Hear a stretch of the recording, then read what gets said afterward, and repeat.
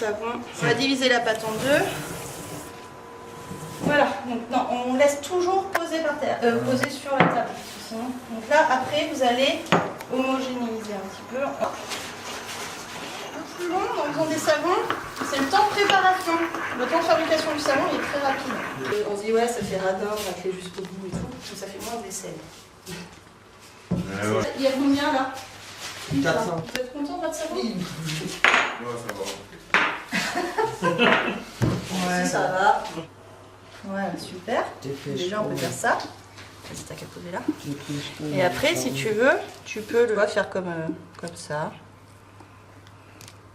Enfin, tu peux faire des dessins, des petites fleurs ou pas, ou on peut faire comme ça, des petits points, ou rien.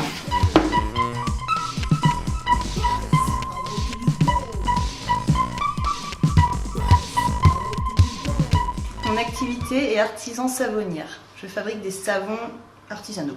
Plein de personnes différentes, des personnes qui ont la peau sensible plus particulièrement. Alors je fabrique mes savons avec de la matière grasse, en l'occurrence de l'huile végétale, à savoir de l'huile d'olive majoritairement, et des argiles pour colorer ou des épices. Alors les savons qu'on achète dans le commerce sont des savons qui sont chauffés, et auquel on a retiré la glycérine, qui est un élément important du savon, qui est quelque chose d'hydratant.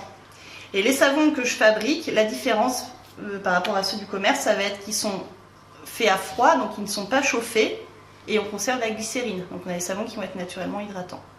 Oui, le métier que j'exerce est très intéressant, parce qu'on peut créer des nouvelles formules un peu régulièrement. On est dans la création, les essais d'associations de couleurs, d'huile. Et le retour des gens qui utilisent les savons est aussi très motivant parce que les gens sont contents de trouver des savons doux pour leur peau. Alors on devient savonnier par passion, par envie. On peut faire une formation qui permet d'avoir quelques connaissances techniques, mais sinon on n'est pas obligé, on peut le faire comme ça. Il n'y a pas de formation spécifique. J'ai appelé ma savonnerie Savonnerie des Monédières parce qu'on est dans le massif des Monédières, ici à Mérignac-l'Église, où ma savonnerie est installée. On appelle le fabricant des savons un savonnier. Alors j'ai décidé de créer ma propre entreprise par envie de travailler à mon rythme. Alors, les savons, comme ceux que je fabrique, qui sont des savons saponifiés à froid, c'est vraiment la caractéristique, on va dire, pour le bien-être de la peau, c'est cette teneur en glycérine, qui est naturellement présente dans le savon et qui est très douce et hydratante pour la peau. Donc des peaux qui vont être irritées, fragiles, c'est le type de savon comme ça, savon saponifié à froid, va vraiment être un soin doux pour la peau, parce qu'on va avoir cette glycérine. C'est juste ça en fait, qui va faire qu'on a un produit qui répond vraiment à des problèmes de peau. Alors mes circuits de vente, vente directe, vente sur internet, dépôt dans des boutiques. Les boutiques dans lesquelles c'est déposé, il y a une boutique de bric-à-brac à Tulle, des magasins éphémères par exemple pour les fêtes de Noël, et après des magasins d'artisans, des fermes auberges, voilà, des choses comme ça. Alors le niveau de production que j'arrive à avoir toute seule actuellement, j'arrive à fabriquer 180 savons par semaine. Il faut savoir que pour vivre de la savonnerie, pour faire un salaire un peu plus qu'un SMIC, il faut vendre 1 tonne à l'année. Je fais des savons de 100 grammes. Alors les savons parfumés, donc du coup, effectivement, si par exemple on travaille le miel, l'odeur ne va pas résister à la réaction de saponification par exemple. Donc pour avoir de l'odeur dans un savon, il faut travailler avec du parfum ou de l'huile essentielle. Travailler avec un parfumeur, moi j'aimerais bien, mais pour l'instant je suis trop petite en volume. Et travailler avec des huiles essentielles, je suis contre, parce que c'est pas écologique de mettre des huiles essentielles dans un produit qu'on utilise tous les jours comme le savon. Parce que pour un petit peu d'huile essentielle, il faut beaucoup de plantes. Et les huiles essentielles contiennent des composés qui sont allergènes, irritants pour la peau, voire nocifs et toxiques pour l'environnement. Donc est-ce que, même si on en met très peu dans un savon, est-ce que ça a vraiment sa place dans quelque chose qu'on va mettre tous les jours sur sa peau et qui finit dans les égouts? Voilà, donc non, pour l'instant pas de parfum. Alors le développement de l'activité, ça demande que ça. Je suis énormément sollicitée. C'est moi qui freine les 4 pieds. Je suis sollicitée pour des points de vente supplémentaires, des participations à des marchés, des foires, des choses comme ça.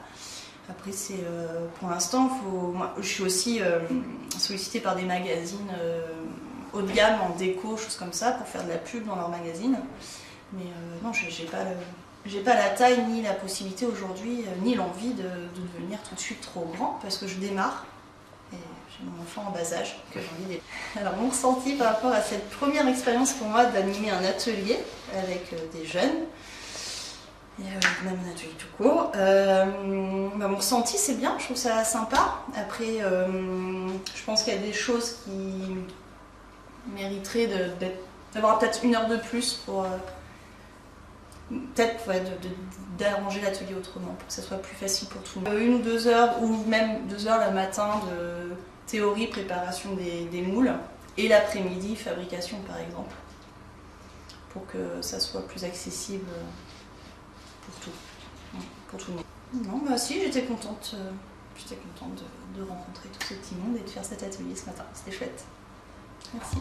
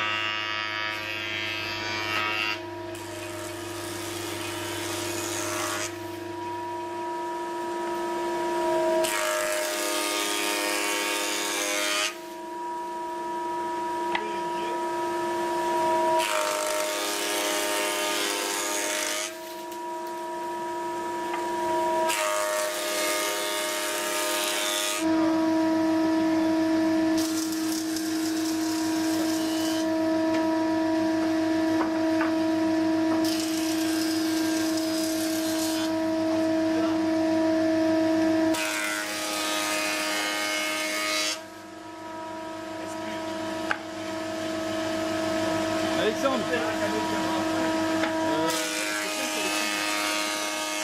Corentin, vous mettez un peu Alexandre.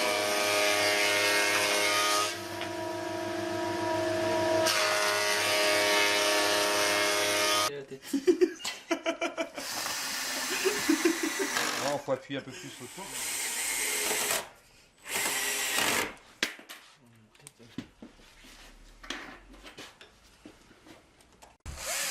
Ouais, t'es pas droit.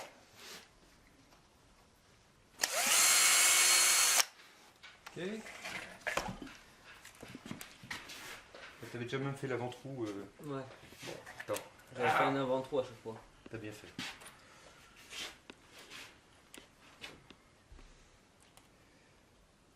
Ah mais la pose de toute la quincaillerie, je vais pas dire que c'est le plus délicat de la faire, mais c'est...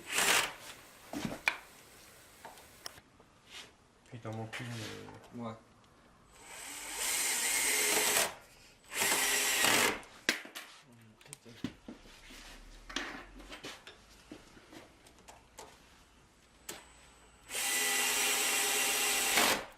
Et voilà. Ouais, Brahms 9-3, tu connais. Aïe aïe aïe aïe aïe. La revanche sera pétée.